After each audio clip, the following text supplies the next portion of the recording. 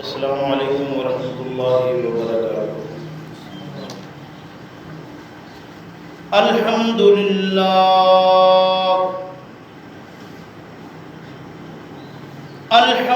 للہ نحمده ونستعینه ونستغفره ونعوذ باللہ من شرور انفسنا ومن سیئات اعمالنا،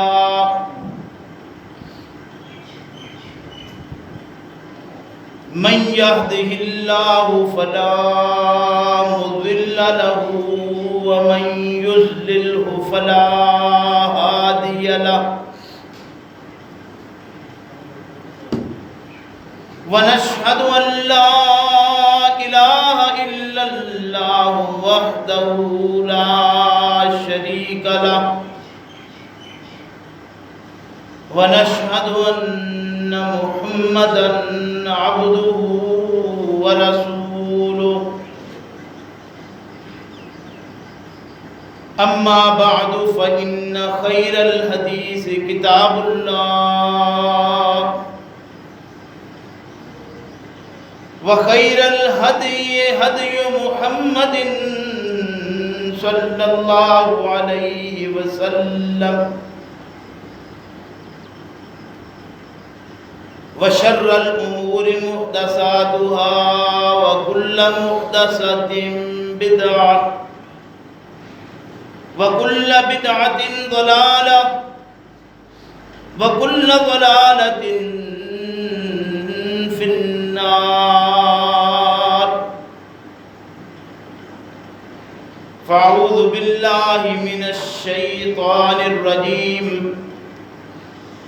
بسم الله الرحمن الرحيم، حتى إذا جاء أحدهم الموت قال رب ارجعون لعلي أعمل صالحا فيما تركت كلا إنها كلمة هو قائلها ومن ورائهم برزخ إلى يوم يبعثون، فإذا نفخ في الصور فلا أنساب بينهم يومئذ ولا يتساءلون، فمن ثقلت موازينه فأولئك هم المفلحون، ومن خفت موازينه فأولئك الذين خسروا أنفسهم في جهنم خالدون،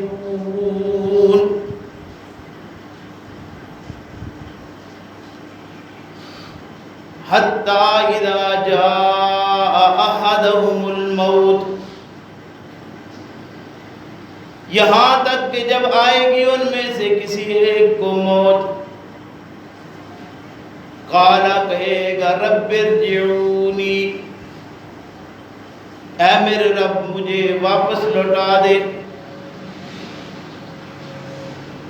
لعلی اعمل صالحا، شاید کہ عمل کروں میں اچھے، تاکہ اعمال صالح کر لوں میں، فیما ترکتو، وہ جو میں چھوڑ آیا ہوں، وہ جو میں چھوڑ چکا ہوں، کلا ہرگز ایسا ممکن نہیں، انہا کلمۃ، سوائے اس کے نہیں کہ کلمہ ہے، ایک بات ہے، ایک بڑھ ہے، ایک ہوا قائلها، کہ وہ بڑھ بک رہا ہے یا وہ کہنے والا کہہ رہا ہے اس کو، وہ ایسے ہی ایک بات ہے جو کرنے والا خامخواہ کر رہا ہے، وَمِن وَرَائِهِ وَمِن وَرَائِهِمْ اور پیچھے ان کے برزخن ایک پردہ ہے، الی یوم یبعثون، اس دن تک جب وہ دوبارہ اٹھائے جائیں گے۔ فَإِذَا نُفِخَ فِي الصُّورِ، بس جب پھونکا جائے گا بیچ سور کے، فَلَا أَنْسَابَ بَيْنَهُمْ، پس نہ ہی کوئی حسب و نسب ہوگا ان کے درمیان، یومئذ اس دن، وَلَا يَتَسَاءَلُونَ، اور نہ ہی وہ ایک دوسرے کے متعلق یا ایک دوسرے سے سوال کر پائیں گے۔ فَمَنْ ثَقُلَتْ مَوَازِينُهُ، پس جو شخص کے ثقیل ہو گیا وزن اس کے، بھاری ہو گیا وزن اس کا، فَأُولَئِكَ هُمُ الْمُفْلِحُونَ، تو یہی لوگ ہیں جو حقیقت میں فلاح پانے والے ہیں۔ وَمَنْ خَفَّتْ مَوَازِينُهُ، اور وہ شخص کے خفیف ہوا وزن اس کا، ہلکا پڑ گیا وزن اس کا، تھوڑا ہوا وزن اس کا، فَأُولَئِكَ الَّذِينَ، بس یہی لوگ ہیں خاسرون، جنہوں نے گھاٹا پایا، جو انہوں نے خسارہ کر لیا، انفسہم، اپنی جانوں کا، فی جہنم خالدون، وہ جہنم کے اندر ہمیشہ رہیں گے۔ سبحان ربک رب العزت عما یصفون، وسلام علی المرسلین، والحمد للہ رب العالمین۔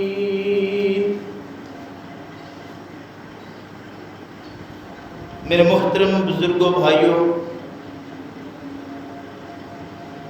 آج کے مضمون کے لیے میں نے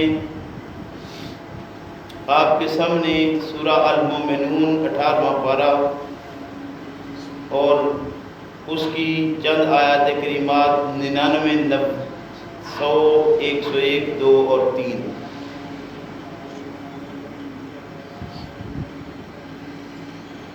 گویا یہ 5 آیات کریمات ہیں جو آپ کے سامنے تلاوت کی ہے، ان کا ترجمہ کیا ہے۔ اللہ تبارک و تعالیٰ سے دعا ہے کہ اللہ ہم سب کو اپنی کتاب کو صحیح معنوں میں سمجھنے کی توفیق عطا فرمائے۔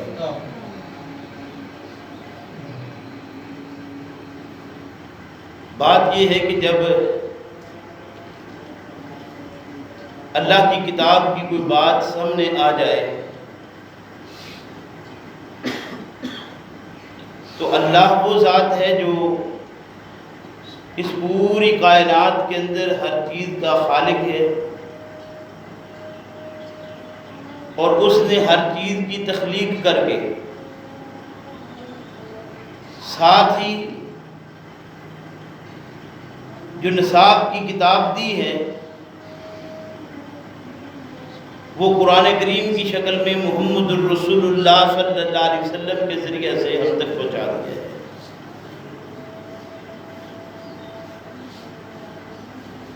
اب اس کتاب کو جو اللہ رب کریم نے محمد الرسول اللہ صلی اللہ علیہ وسلم کے ذریعے سے دی ہے، کائنات کے اندر کوئی شخص جیسے رب کریم کا کسی کو شریک اور ساجی بنا کر مشرک ٹھہرتا ہے، بالکل اسی طریقے سے اللہ کی دی ہوئی تعلیمات کے خلاف کسی بھی چیز کو اس کے تقابل میں رکھ کر اگر اس سے کوئی رہنمائی حاصل کی جائے تو یہ ویسا ہی شرک ہے جیسے اللہ کی ذات کے ساتھ شرک کرنا۔ لیکن افسوس کی بات یہ ہے کہ معاشرے کے اندر توحید کو اور توحید کے خلاف شرک کو ہمارے دور کے علماء اکرام نے اس انداز سے الگ کر کے دکھایا ہے اور اتنا زور ان چیزوں پر دیا ہے کہ ہم چاہتے ہوئے بھی خود اس بات کو سوچنے پر کبھی تیار نہیں ہوتے کہ حقیقت میں جو شرک اللہ نے کہا ہے وہ کیا ہے۔ اور یہ بات آپ بار بار سن رہے ہیں کہ دیکھیے، جہاں معاشرے کے اندر ان درباروں کی طرف یا وہ لوگ جو مورتیوں کی طرف جاتے ہیں، وہ لوگ جو مندروں میں جا رہے ہیں، پھر ان سے آگے جو قبروں کی طرف جاتے ہیں، جیسا کچھ ان ساری چیزوں کے اندر شرک موجود ہے، ویسا کچھ ہی ایک شرک وہ ہے جس کا معاشرے میں کہیں بیان نہیں، لیکن اللہ کی کتاب نے وعدہ کیا ہے۔ افرأیت من اتخذ الہہ ہوا،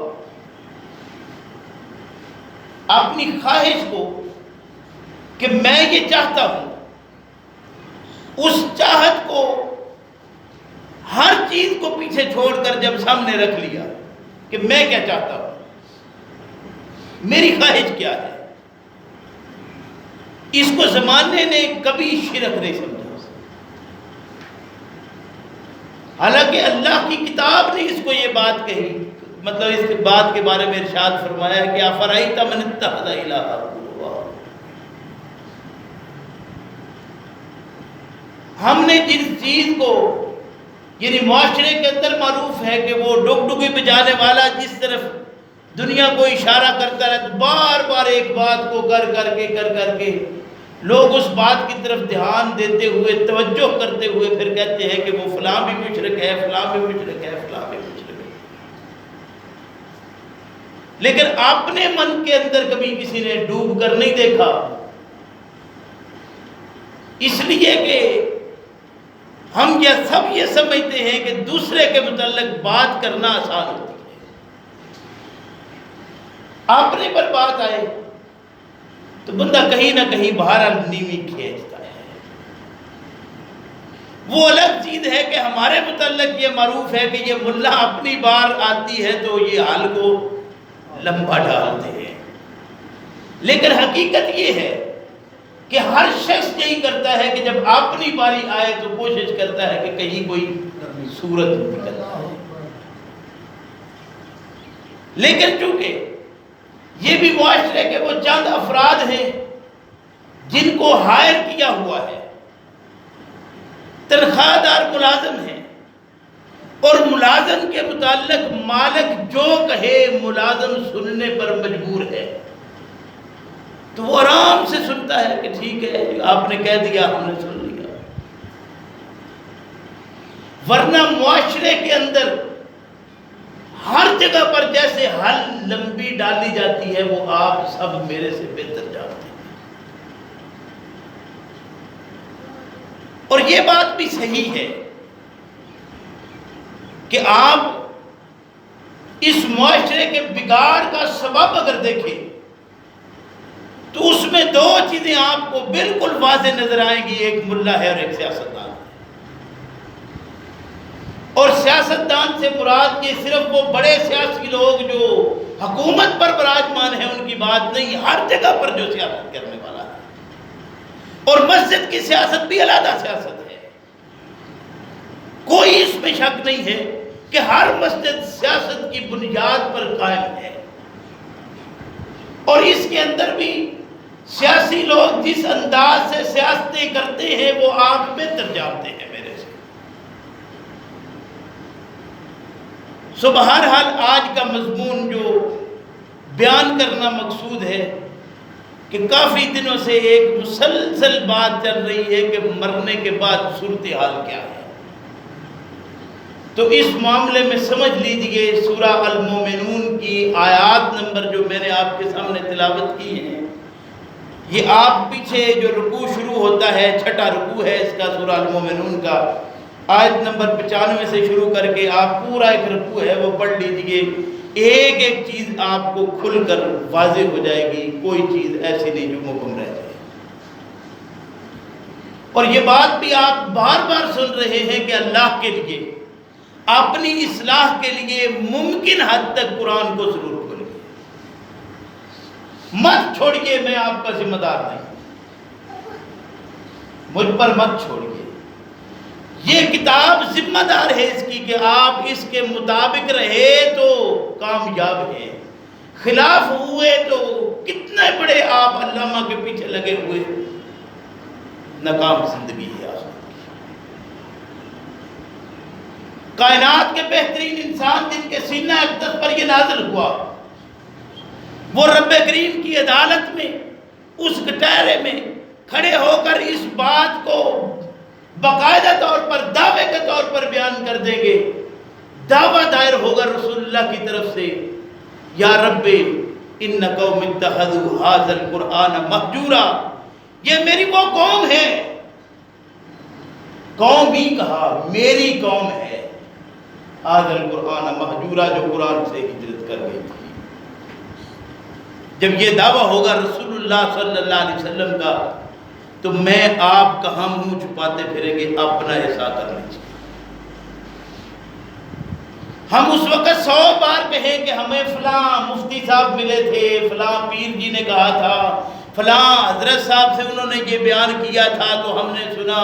قرآن کریم نے پہلے پارے سے شروع کر لیجئے، ایک ایک چیز کو کھول کر بیان کر دیا ہے کہ یہ لوگ ایک دوسرے کے ساتھ جب وہاں پر ہم کلام ہوں گے، لیکن ہم نے اہل حدیث مساجد میں بیٹھے ہوئے کیونکہ یہی باتیں سنی ہیں کہ وہ پیر اور مرید ہیں، انہی کی بات ہے، ہم انہی کو آج تک سمجھتے ہیں. ہم نے کبھی نہیں سمجھا کہ پیر کہتے کس کو ہے جس کی پیروی کی جا رہی ہے، اور مریدین کون ہے جو ان کے پیچھے چل رہے ہیں. تو ہم میں سے تو ہر ایک دوسرے کسی نہ کسی کا پیر ہے، ہمارے پیچھے تو لوگ چل رہے ہیں. تو یہ صورتحال ہم سب کے ساتھ پیش آنے والی ہے. اللہ ارشاد فرماتے ہیں حتیٰ اذا جاء، یہاں تک کہ وہ وقت آ جاتا ہے، احدہم، تم میں سے کسی ایک کو الموت، ہو جس کو موت کہتے ہیں. موت کا وقت ہر انسان کے ساتھ. دنیا میں کسی شخص کو آپ ایسا نہیں پائیں گے جو یہ کہے کہ موت کا وقت آیا تو مجھے بلا لینا، موت رک جائے.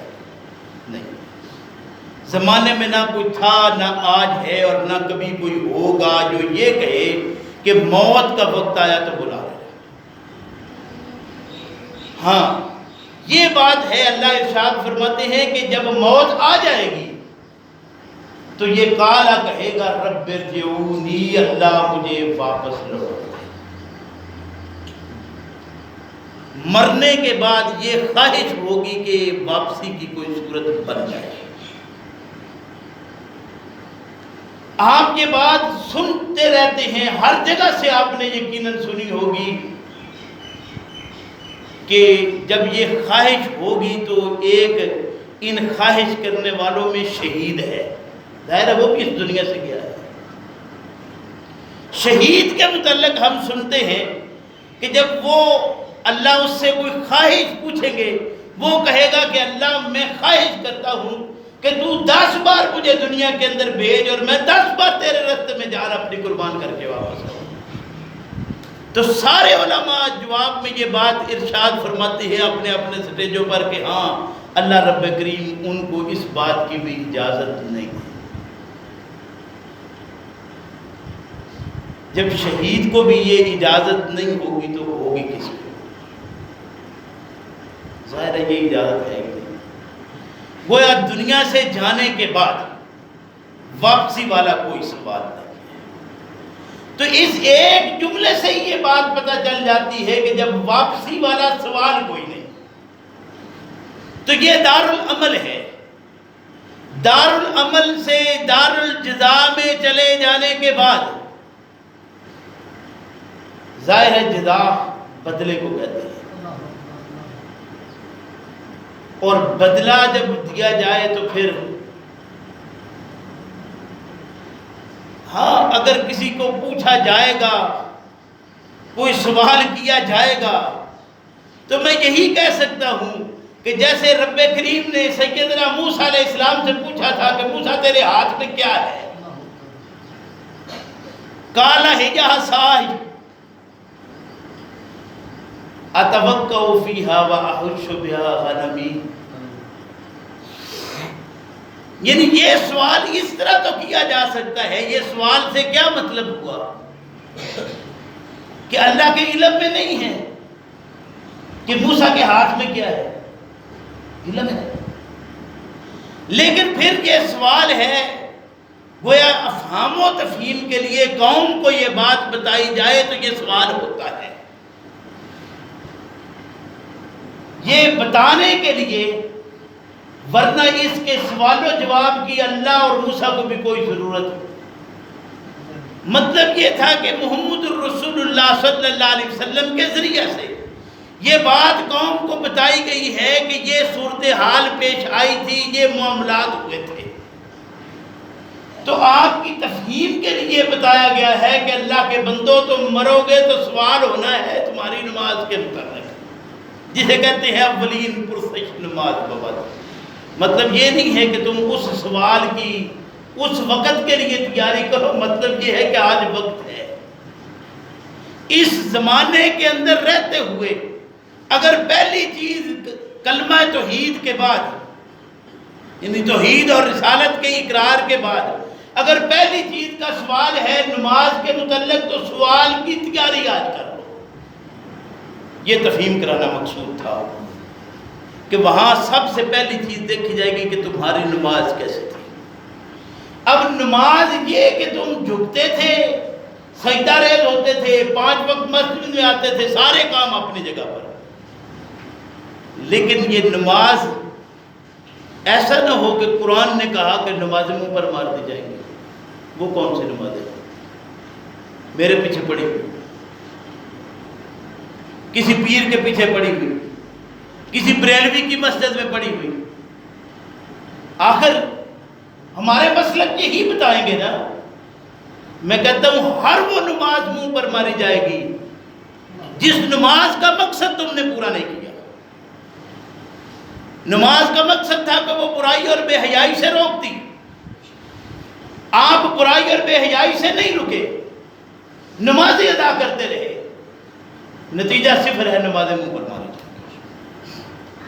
اور صرف نمازوں ہی کی بات نہیں، کتب روایات میں حج کے متعلق، آپ کے دیے ہوئے مال اور صدقات کے متعلق ہر ایک چیز اسی طرح کھلی پڑی ہے.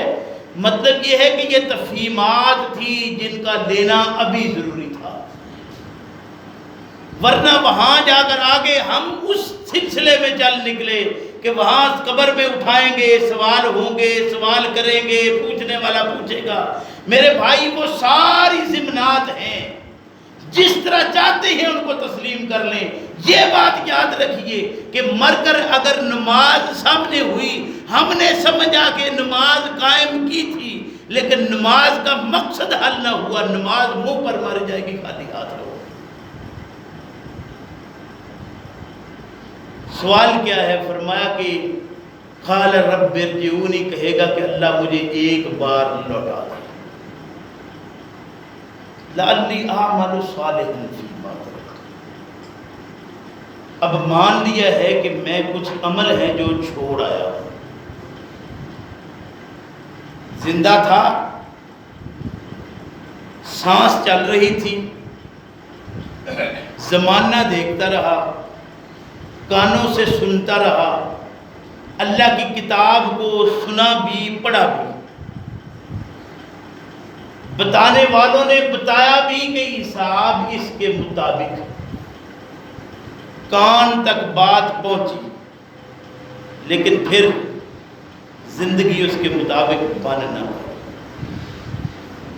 تو سوال کیا ہوگا؟ لعلی اعمل صالحا فیما ترکت، جو اعمال صالح چھوڑ آیا ہوں وہ کر لوں، اس لیے ایک بار بھیج دے. اب سنیے کہ روایات میں کیا ہے. پیغمبر اسلام صلی اللہ علیہ وسلم نے ارشاد فرمایا کہ جانے والے کی 2 حالتیں ہیں. 2 حالتوں میں جانے والا، یا وہ نیک عمل کر کے اچھے اعمال کے ساتھ گیا یا برے اعمال کے ساتھ. اگر تو وہ گیا اچھے اعمال کے ساتھ تو سبحان اللہ. الدنیا سجن المومن، یہ مومن کے لیے قید خانہ، اور قید خانے سے چھوٹا، آزاد ہوا، واپسی کی خواہش کیوں کرے کہ میں واپس جاؤں؟ قید سے چھوٹتے تو یہ خیال آیا کہ مجھے اس قید میں کیوں رکھا گیا تھا، لیکن چھوٹ چکنے کے بعد یہ سوال نہیں ہے۔ یہ پتہ نہیں میں کیا کہہ رہا اور آپ کیا سمجھے کہ قید سے چھوٹتے وقت تو یہ پوچھا کہ مجھے جو قید کیا تھا کیوں، لیکن چھوٹ چکنے کے بعد یہ سوال نہیں ہے۔ وہ قید سے چھوٹا، اب الحمدللہ اللہ کے فضل و کرم سے زمانے میں بھی سرخ رو ہوا تو کیا صورتحال تھی کہ رب کریم نے قید سے نکال کر دنیا کو دکھا دیا کہ یہ وقت کا بادشاہ بننے والا تھا۔ قید سے نکال کر جب قید یہ بھگتی اور کامیابی کے ساتھ تو اللہ رب کریم نے دنیا میں بھی بادشاہی دی دنیا کی قید کے بعد۔ مطلب کہ اس دنیا سے چھوٹنے کے بعد، اس سجن سے نکلنے کے بعد اللہ رب کریم کی طرف سے اگر یہ معاملہ سرخری والا ہے تو یہ بادشاہ ہے۔ اب جب یہ قید سے چھوٹا ہے تو اب یہ واپسی والا کوئی اس کا سوال نہیں، نہ یہ چاہتا ہے نہ یہ آنا۔ ہاں وہ بتایا کہ ایک ہے جو واپسی کی خواہش کرتا ہے، میں عرض کر چکا ہوں، وہ جو اللہ کے راستے میں اپنی جان بہا گیا، خواہش کرتا ہے کہ میں واپس آؤں، اس کی بھی یہ خواہش پوری ہونے والی ہے۔ تو اور کوئی خواہش کرنے کے لیے تیار ہی ہے۔ اور دوسری صورت ہے کہ انسان اس زندگی میں نشے میں تھا، من مرضی کے ساتھ زندگی گزاری، آزادی کے ساتھ یہ زندگی گزاری، اب مر گیا تو کہتا ہے ایک بار واپس لوٹا دے، لعلی اعمل صالحا فیما ترکت، جو چھوڑ آیا ہوں اچھے اعمال ہے، صالح ہے، کر دوں۔ پیغمبر اسلام صلی اللہ علیہ وسلم نے وضاحت فرمائی اس کی، فرمایا کہ بیڑیاں پہرا دی جائے گی، 70 ذراعا فاسلکوا، یہ 70 ہاتھ بیڑیاں، کیوں؟ یہ تو اپنی مرضی کی زندگی جیا تھا، اب فرشتوں کو حکم ہوگا کہ پکڑ لو اس کو، خذوہ فغلوہ ثم الجحیم صلوہ ثم فی سلسلۃ ذرعها 70 ذراعا فاسلکوہ انہم کانوا لا یؤمنون باللہ العظیم ولا یحض علی طعام المسکین۔ ایک بات نہیں، زمانے کے اندر آنے والے سارے مسائل کو اس ایک جگہ پر اکٹھا کر دیا اللہ رب کریم نے کہ یہ کون کون سے کام کر کے آیا ہے۔ اب اس کو بیڑیاں پہنا دی گئی ہیں، اور جس کو بیڑیاں پہنا دی جائیں وہ واپس نکل سکتا ہے؟ آج زمانے میں بھی جس کو بیڑیاں پہنا دی جائیں وہ واپس ہے، واپسی کو یہ خواہش کرے بھی تو واپسی والی کوئی صورت نہیں۔ فرمایا کلا، ہرگز ایسا ممکن نہیں ہے۔ ایک چھوٹا سا یہ کلا، یہ اللہ ارشاد فرماتے ہیں کہ ایسا ہونا ممکن نہیں ہے۔ سارا زمانہ کہتا رہے کہ جمعرات کو آتے ہیں اور آ کر دروازے پر دستک دیتے ہیں، صرف آتے ہی نہیں دستک دیتے ہیں، اور پھر آگے 2 جملے 4 بیان کر دو عربی میں، یا اہلی و یا اولادی و یا اقربائی اتفوا علینا بصدقہ، اہل و عیال میرے قریب عزیز کے لوگوں میرے اوپر کو صدقہ خیرات کرو۔ تو یہ بیان کرنے والا بیان کرتا ہے کب؟ جب تیسرے دن کی کل ہے، جب 10ویں کا ختم ہے۔ یہ پھر مساجد میں باقاعدہ لوگ بیان کرتے ہیں، لوگ کہتے ہیں واہ کیا بات ہے، حضرت نے کمال کر دیا کہ تمہارے ابا جی آئے تھے، اماں جی آئی تھی، دروازہ کھٹکھٹاتی رہی کہ کوئی صدقہ خیرات کرو، کچھ صورت بن جائے۔ اللہ کی کتاب کیا کہتی ہے؟ اللہ کی کتاب کہتی ہے کہ انسان مر کر اللہ کے پاس جائے گا تو یہ کہے گا کہ اللہ مجھے تھوڑی سی ڈھیل دیتا فَأَصَّدَّقَ وَأَكُن مِّنَ الصَّالِحِينَ، میں صدقہ خیرات کر کے صالحین میں شامل ہو جاؤں۔ یہ کہتا ہے کہ تم صدقہ کرو۔ یہ وہی دھوکہ ہے میرے بھائی، جس طرح دھوکے باز عجیب و غریب کر رہے ہیں، کرتے آئے ہیں، کر رہے ہیں اور کرتے رہیں گے۔ وہ کہنے والا کہتا ہے کہ تم آئے ہو کس لیے؟ کہ میت کے لیے تم نے دعا کرنی ہے، دعا واسطے خاص حاضر اس میت ہے۔ یہ باقاعدہ جملہ ہے جو بولا جاتا ہے۔ پھر وہ کہتے ہیں کہ اذا جاہدکم من المیت فاخلصوا له الدعاء، یہ حدیث بیان کرتے ہیں۔ پوچھا کس میں؟ ترجمہ کرنے میں ایک ڈنڈی صرف لگا دو کہ جب تم میت کے لیے جنازے پر آؤ، اذا جاہدکم، جب تم میت کے لیے فاخلصوا له الدعاء، جنازے کے بعد خاص اس کے لیے دعا کیا کرو، انا للہ و انا الیہ راجعون۔ آئے وہ دعا جنازے کے لیے تم آئے ہو، اس میں دعا نہیں کرنی، وہ کہتی ہے بعد میں دعا کرو، اور یہ بیان ہوتا ہے ہمارے۔ لیکن کیونکہ وہ کرتے ہیں وہ اہل حدیث نہیں ہے، اس لیے ہم فوراً حل لاتے ہیں کہ کیا بات ہے جی، وہ یہ سنی ہے وہ کہہ رہے ہیں۔ تو یہ باتیں پڑھ کر کون کہہ رہا ہے؟ یہ صدقہ خیرات جو معاملات ہیں زمانے کے، یہ ہم تو یہی سیکھ رہے ہیں کہ ہمارے بعد کوئی نہ کوئی سلسلے دار ہے۔ میرے بھائی، بعد والا کوئی معاملہ نہیں ہے۔ اللہ ارشاد فرماتے ہیں کلا، ایسا ممکن نہیں ہے، انہا کلمۃ ہوا قائلھا، یہ ایک کلمہ ہے، یہ ایک جملہ ہے جو کہنے والا کہہ رہا ہے جس کی کوئی حقیقت نہیں ہے۔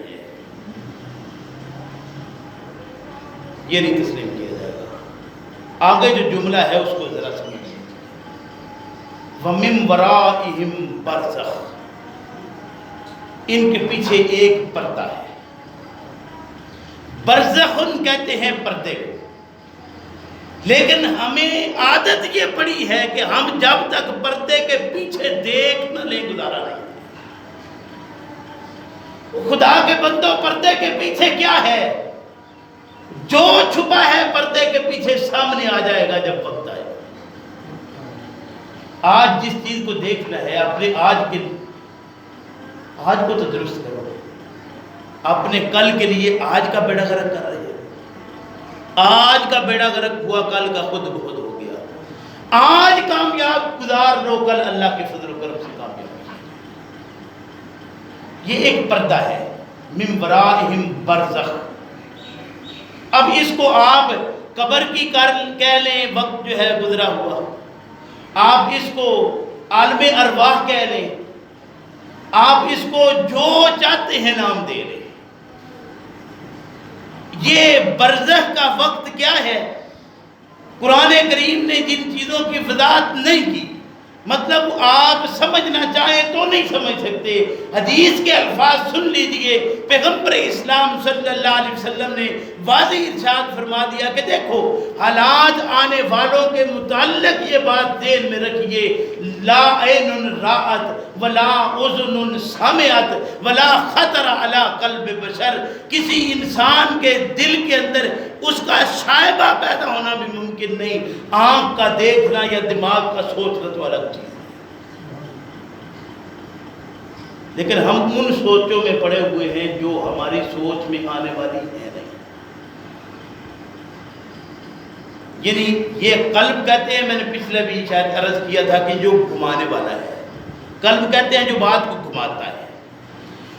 یہ قلب جو بات کو گھماتا ہے، اس کے اندر اس کا کوئی ایک شائبہ پیدا ہونے والا بھی ایسا نہیں ہے جو انکار کو قبول کرتا ہے۔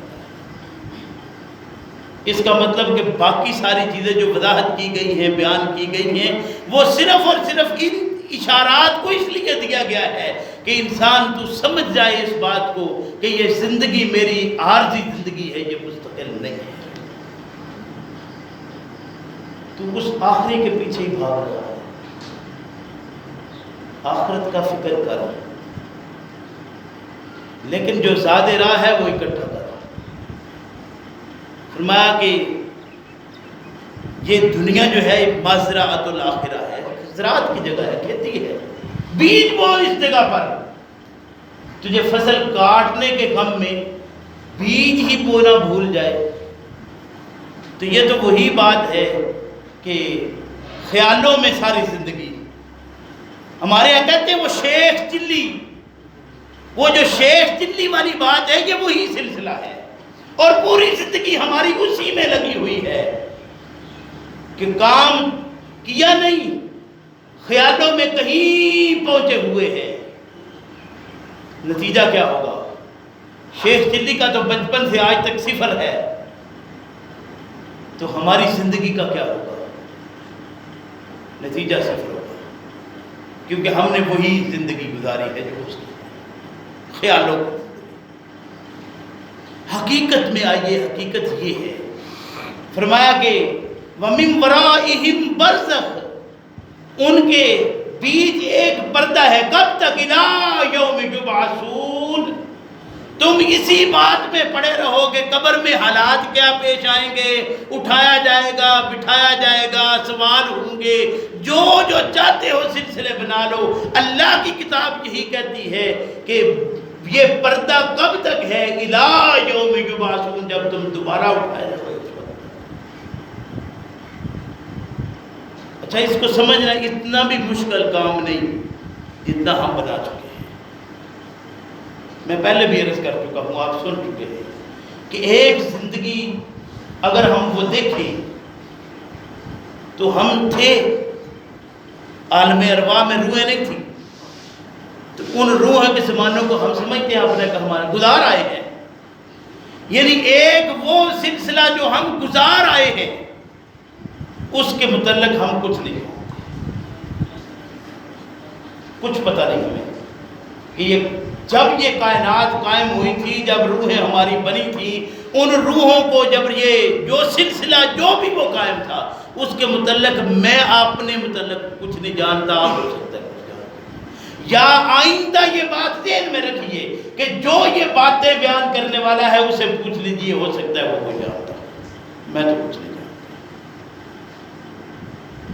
یا کبھی رات سوتے وقت یہ سوچ لیجئے کہ میں کیا تھا، میں کہاں تھا، کچھ پتہ نہیں. اب یہ تو سارے تسلیم کرتے ہیں کہ روحیں تب تھیں. جب پوچھا گیا تھا لستو بربکم، قرآن نے کہا. اب اس وقت کے متعلق میں کچھ نہیں جانتا، تو میری روح کہاں جائے گی، کیا سلسلہ ہوگا، واپس لوٹے گی نہیں لوٹ. قرآن نے یہی بات کہی ہے کہ یاد رکھو کہ زندگیاں دو ہیں، موتیں دو ہیں. ایک تم موت تھے، کنتم امواتن فاحیاکم، تم مردہ تھے، تمہیں ہم نے زندہ کیا. ثم یمیتکم، پھر ہم تمہیں ماریں گے. ثم یحییکم، پھر ہم تمہیں زندہ کریں گے.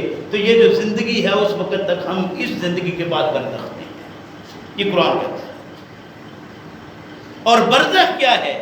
یہ دو چیزوں کے درمیان حائل پردے کو کہتے ہیں برزخ. دنیا اور آخرت کے بیچ جو عالم ہے وہ برزخ ہے. قیامت صغریٰ برزخ ہے، عالم قبر برزخ ہے، جسم اور روح کا منقطع ہونے کا جو وقت ہے وہ برزخ ہے. اب ہے کب تک؟ اِلَىٰ يَوْمِ يُبْعَثُونَ، جب تم دوبارہ اٹھائے. مجھے قبر میں ڈالتے ہی اٹھا کر بھیج دیا جائے گا جہاں بھیجنا ہے، یا کیا صورتحال ہے مجھے نہیں پتا میرے پردے میں. اس پردے کے پیچھے جو ہے وہ سب خیالات ہیں.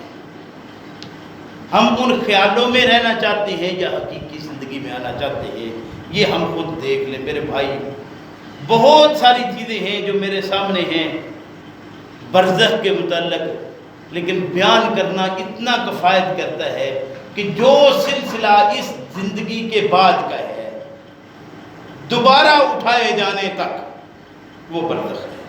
ہاں، دوبارہ اٹھائے جانے کے بعد جو سلسلہ ہے اس میں دو ہی چیزیں ہیں جو قرآن نے بتائی ہیں، دو ہی چیزیں ہیں جو محمد الرسول اللہ صلی اللہ علیہ وسلم کے فرامین بتاتے ہیں.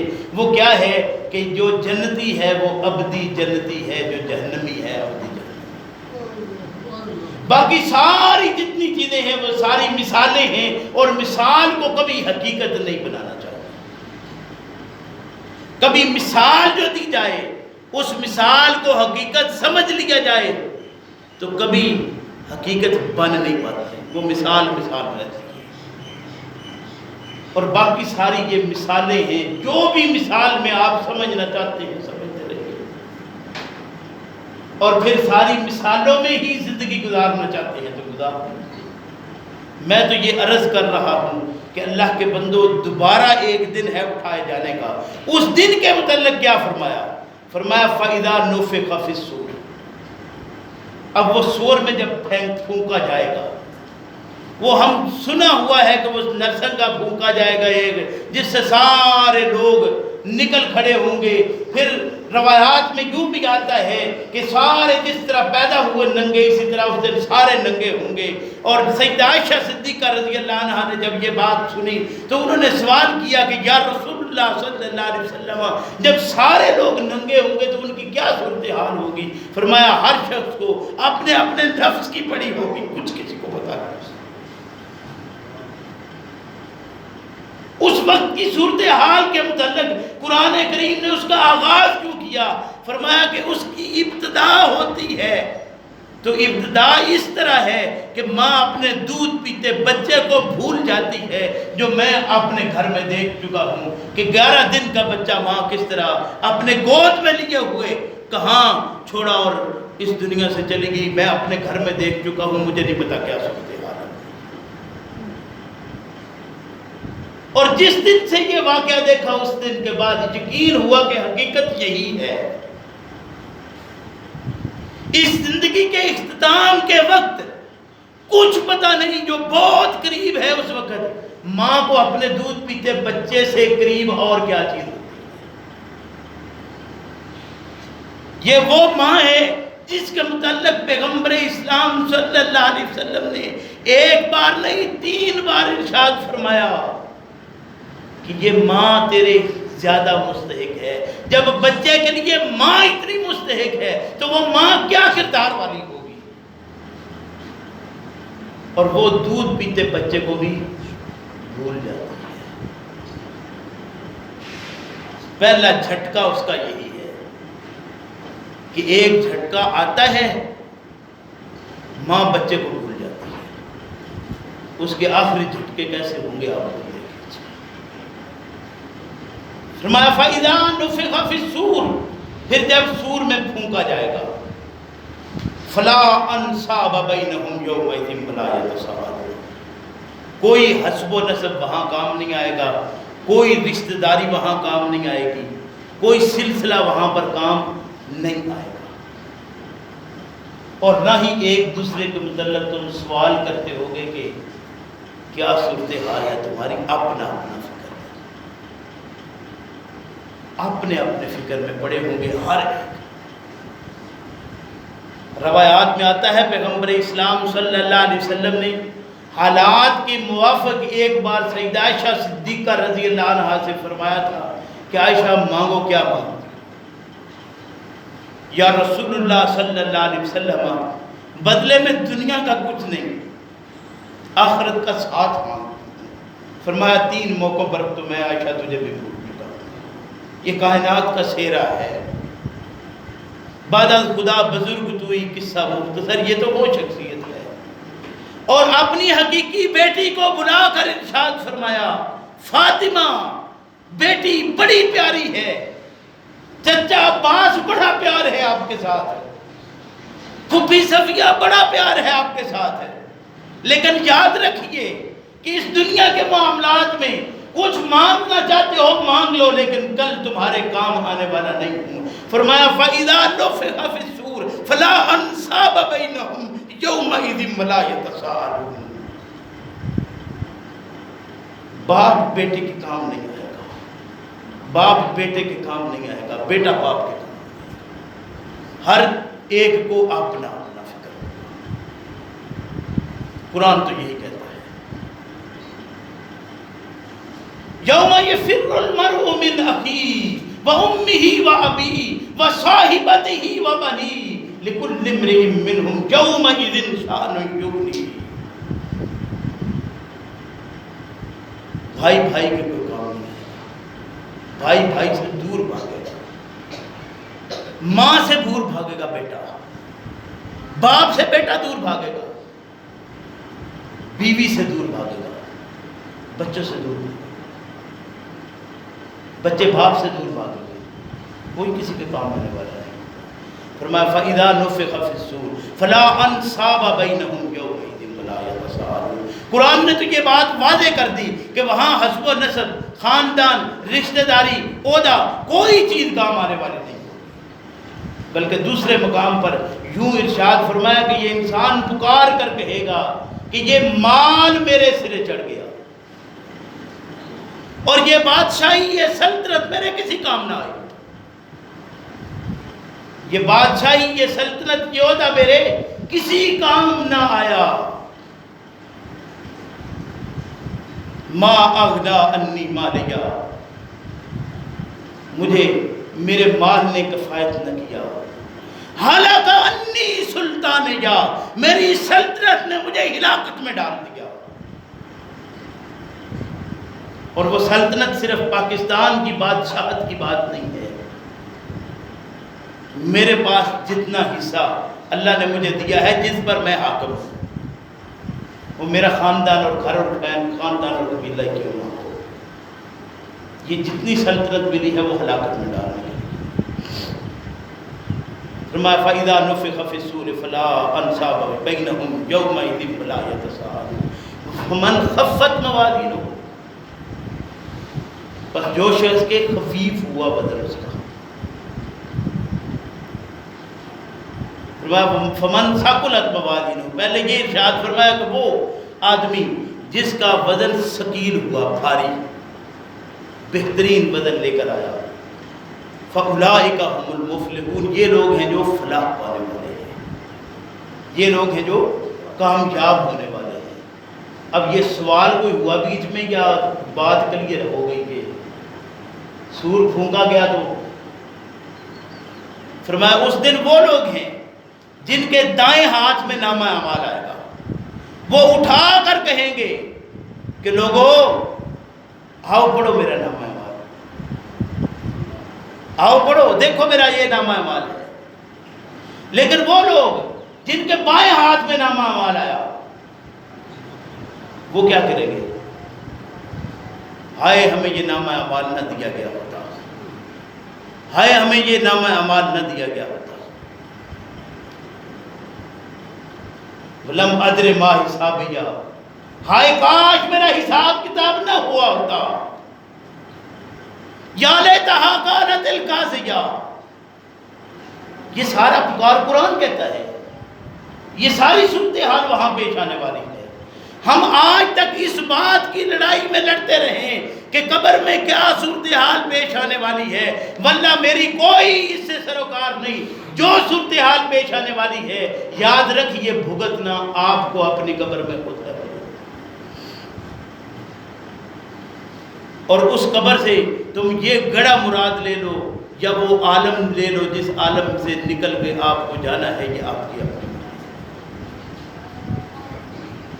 میں تو اتنا ہی کہوں گا کہ یہ ایک پردہ ہے، اور جسے پردہ نہ اللہ نے جس سے اٹھایا نہ اللہ کے رسول نے، آپ بھی اس پردے میں ہی رہنا ہے، اس کے بہتر، ورنہ آپ خراب ہو جائیں گے، پردہ نہیں اٹھے گا۔ اللہ مجھے آپ کو سمجھ کی توفیق عطا فرمائے۔ ربنا لا تزغ قلوبنا بعد إذ هديتنا